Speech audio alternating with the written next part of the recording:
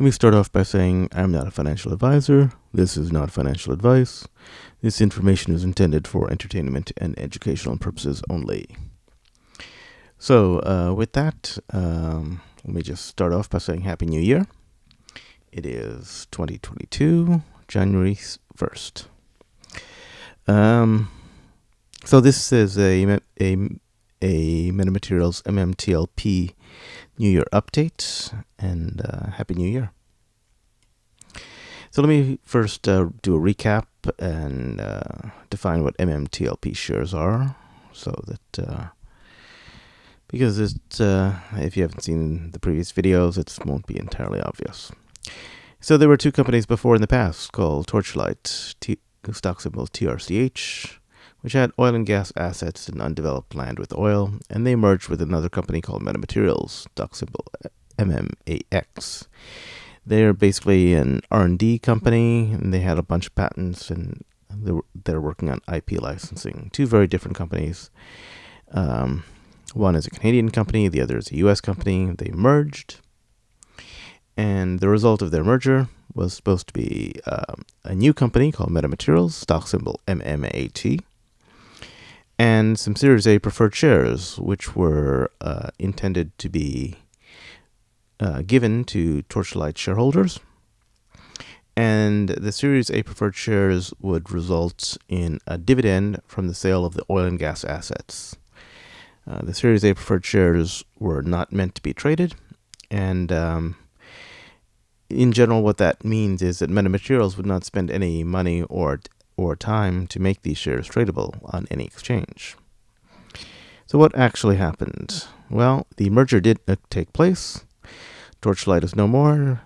The old MMAX company is no more. They merged.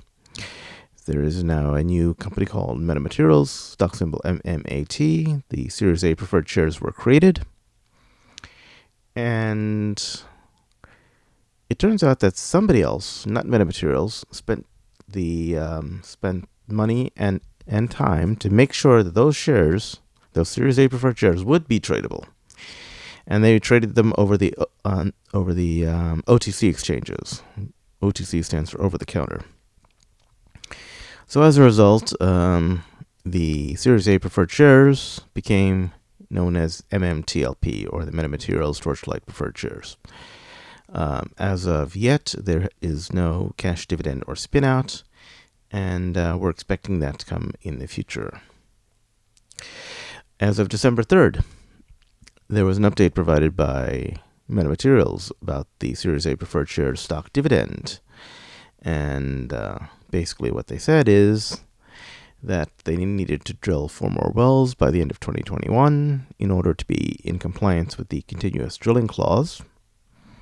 And they were well underway in that process, and they expect to be on track for completion in December. They also said they were targeting a spin-out or disposition of the oil and gas assets for early Q1 of 2022. So, to me, Q1 of 2022 is split across 3 months. It's January, February, March. So if you were to break that up into early, mid, and late, January is the early time frame. So to me, early Q1 of 2022 means sometime in January.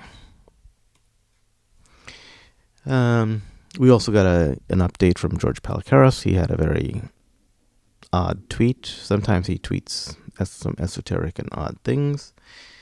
This time he stated that the hashtag DeLorean time machine to fuel an onboard nuclear reactor, which could generate the 1.21 gigawatts of momentary power, or about 1,697 at Tesla Megapack hashtag batteries required for temporal displacement of the vehicle while traveling at 88 miles per hour. Hashtag Back to the Future and butterfly emoticon. There's a GIF that says, "What the hell is a gigawatt?" So a gigawatt stands for a gigawatt, and a watt is voltage times current, and it is meant to be a unit of power. FYI. So what does 1.21 gigawatts stand for? Well, it could just mean 1/21. If we look at that as a date, that could mean January 21st of 2022. And curiously enough, that is the last day of MMAT1 call options. And what are those? They're basically one contract which would yield 50 shares of MMAT and 100 shares of MMTLP. They sell with a multiplication factor of 100. Those options chain, the entire options chain of MMAT1 ceases to exist after 1/21/2022 because it originated in the Torchlight shares. So, interestingly enough, that implies that the FTDs, or failure to delivers, cannot be rolled over because the chain is dying. And that also means that by T35, everything in that chain must be closed, which basically means that if you have a short position, you need to close that short position. So that's current speculation there. We also saw a tweet by Red the Pirate Girl. She found some interesting information about Citi. She said both the share and preferred dividend stock are being used in long and short swap by Citi. Here is evidence that the hedge funds are hiding their short positions of both so as not to cover. So if we look at the images on this tweet, we see the Citi Delta 1 swaps for mid and special mid. And if we look at the other image, which is basically the scroll down version of the data, we'll see the symbol MMAT and the symbol MMTLP. And we see that it's the reference benchmark is 1 million LIBOR. Interesting enough. And we see that they are being used for swaps in the mid and specials. So in that sense, they could be being used by hedge funds to cover their short positions. They could be being used by hedge funds to hide their short positions so that they do not have to cover. The other question that comes up, as this is an update, is how much do we expect the MMTLP dividend to be? I made a video earlier which looked at oil and gas prices and estimated what the dividend would be based upon 3.2 billion barrels of oil and 165 million shares. And I'm expecting something in the range of between $35 to $43 based upon oil being at between $70 and $80 a barrel at the time of at the time that the sale was being negotiated. So there's a video about that. Here's a link. Links will be provided in the description, and you can check that out if you want more details as to how that works. I see no reason to change the outcome of my projection. I believe between $35 to $43 is very, very reasonable, considering what the current price of oil is today, and it might even increase a little bit to the $47 range, but I see no reason that we should not be in the $35 to $43 range easily. We can check the method of calculation by backtesting it against another deal that took place in terms of ConocoPhillips. They recently bought some oil land, and they paid something like $9.5 billion. If we look at the price of oil and compare that to the COGS cost and the amount of revenue they expect to get and what the price of oil was at the time, we have an estimation as to what they should pay for that amount of land, and that estimation works out to about $9.5 billion. So this data backtests quite well, or this calculation backtests quite well. And if you want the details of that, check out the backtesting video, and the link to that is also being provided. As a result, I feel pretty confident in these numbers. This is what I believe that the dividend will be. Again, let me just state that I'm not a financial advisor. This is not financial advice. This information is intended for entertainment and educational purposes only. So with that, I thought I might be interested in seeing what the MMTLP shares FTDs look like. FTDs being failure to delivers. Every company must report its the SEC reports its reports failures to deliver every month. It reports it twice a month actually. And if we scroll down on this web page, we can see that the data can be downloaded. It's in a zip format. So it's reported twice a month, and at the first half of the month and the second half of the month. It's a zip format, and the zip format gets unpacked into a TXT a file, which is an ASCII text file. So I basically downloaded the files into. I basically downloaded a year's worth of zip data into my hard drive from the SEC website and put them into a folder called CNS Fails from the SEC. As you can see, the files got unpacked to TXT files. If we look at what the actual TXT files look like, you can see there's straight ASCII. There's a header followed by the data. So with that, as we can see, the data includes all FTDs from various companies. So we'd like to just get the MMTLP shares. So we use this command line to extract out just the MMTLP shares. And we see that this is here's the data that we get after issuing that command.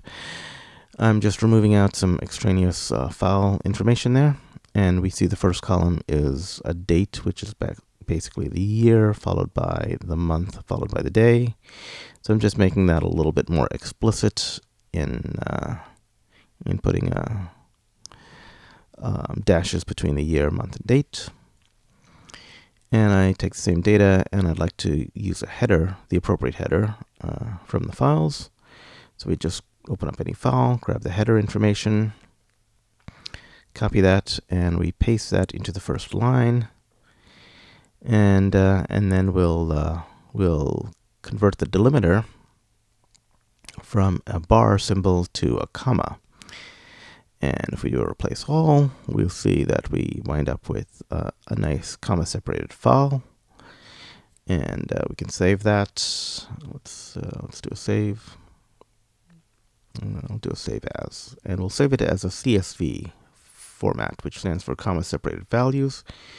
This can be opened up in by any spreadsheet. So here we'll just double-click the resulting CSV file. So let's go there. And here we're opening it up in numbers. As you can see, everything gets split up into nice columns.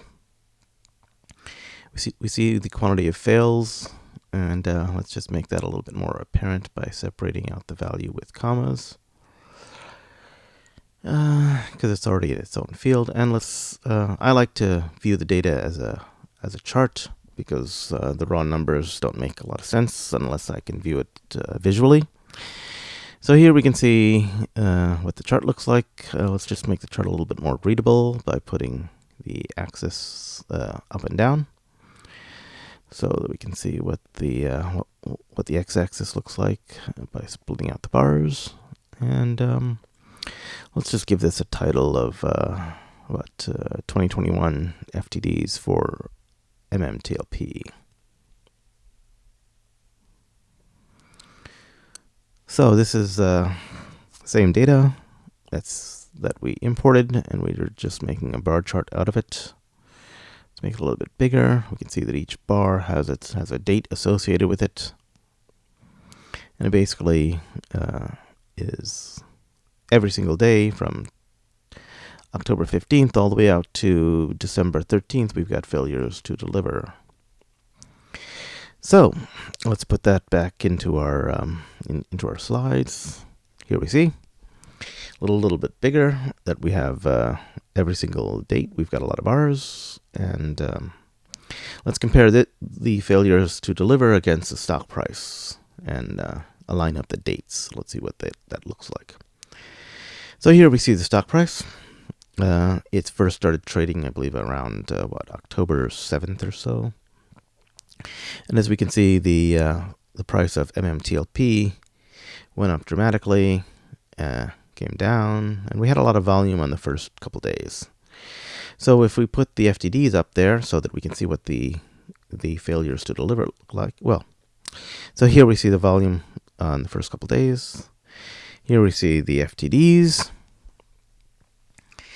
And as you can see, the volume spike on the first few days took place, but we don't see any FTDs there because there's no data at that time. But we have aligned up the FTDs with the volume dates, and as a result, we can get some correlations. So we see a large volume of FTDs at the start, between 10:15 to about 10:21. After which the volumes of FTDs, or failures to deliver, drop off significantly. So what large FTDs mean? Basically that means that we have that implies that we have a very high short interest, right? So what happened was we probably had a lot of naked shorting at that point in time. A lot of people were shorting, and as a result, they couldn't find the shares to borrow, and that's why there was a large number of FTDs. So that high short interest basically is what drove the price of the stock down. And we can see the result of the high short interest driving the price of the stock down dramatically. And as a result, we don't know what drove the price of the stock down initially, but we do know that there was a high volume of trading that took place. But we don't have data for FTDs at that point in time because that was not released by the SEC. There may have been FTDs, we don't know. MMTLP recently just started trading at that point in time. Again, there was high volume when MMTLP first started trading because there was a lot of people who wanted to buy the shares, which caused the stock price of MMTLP to increase dramatically. Now, after the FTDs decreased in volume a lot, and the last 2 weeks of December, we see that the overall volume of trading of MMTLP is relatively low. It means people aren't buying or selling it. They're just, holding their positions. So the volume is relatively low. We also see that there's no FTD data because the FTD data is delayed by 2 weeks or so, or half a month. That's typical. So we see that there was a decrease in share price that can be attributed to the December 3rd announcement when they announced a delay / spinout would be that spinout or dividend would be delayed. That probably caused a lot of people to be frustrated and sell shares. Yeah, we also probably saw a bunch of shorts happen at that point in time, but we don't see a lot of FTDs happening at that particular point in time. So the amount of shorts on December 3rd might be low, and that could just be people selling out of frustration. But in either case, we think that a large dividend would be disaster for shorts, particularly the fact that they would have to pay out. So in general, the large dividend would be a disaster for those who shorted the Torchlight shares as well as the MMTLP shares directly, and because the Torchlight shares became the MMTLP shares. So what does that really mean? What that means is that the shorts would actually owe dividends to the longs for all the open short positions. Because when you take a short position, you've sold something that you don't have. Therefore, when someone has bought that, they may have bought the actual shares from someone who owned them, or they may have bought it from you. If they bought it from you, you need to deliver what those synthetic shares would have provided, which means you need to deliver the actual dividends. So the dividends represent a liability to TRCH shorts and to MMTLP shorts. So we think that those short positions could still be open because if they were to close those short positions, that would result in massive price increases, and that would mean that they would not profit from that. As a result, there's a strong probability that the shorts could actually be trapped in this situation where either they pay out the dividends, which result in a large payout, or they need to close their positions, which would result in a massive price increase. Either case, they wind up losing, so it's potentially not a great situation for them. So if you were a short, what would you do? Well, the only thing they really can do, and the only play I think that's available to them, is to increase volatility. Basically, they want to cause the price to go up and down a lot, and hopefully they will shake the confidence of retail longs to sell their position. So in that sense, if they can, in that sense, it's the only play they have available, right? So they'll probably be trying to increase volatility dramatically. So this is an interesting. So quick shout out to Roller Pigeons. She recently made a new video called MMTLP Tracking the FUD, where she talks about all the FUD that has come out recently about MMTLP, and she's got a good response to the FUD. I recommend you check out this video. Links will be provided in the description below. This is actually the best response to FUD attacks that I've seen, and I am expecting a lot of FUD attacks because basically that's the only thing that the shorts have left. Right? So I'm expecting a lot of volatility, FUD attacks, and short attacks prior to the dividend being paid out or prior to the spin-out occurring. There'll be a lot of misinformation, chill attacks on Reddit groups and Twitter attacks because, again, the objective of the shorts is to shake the confidence of the longs, get them to sell, at which point they will actually wind up, closing their position that way if possible. So I'm expecting the end of January to result in the MMTLP dividend or a spin-out. And it's quite possible that we might get both a spin-out followed by a dividend. So we might actually get both. My MMTLP dividend targets are remaining unchanged because the situation really hasn't changed at all. So the target prices are remaining the same. Anyway, that's what I'm expecting coming up in the near future, and that's my update for the new year for MMTLP. So happy New Year! And let me end the video by saying I'm not a financial advisor. This is not financial advice, and this information is intended for entertainment and educational purposes only. Goodbye.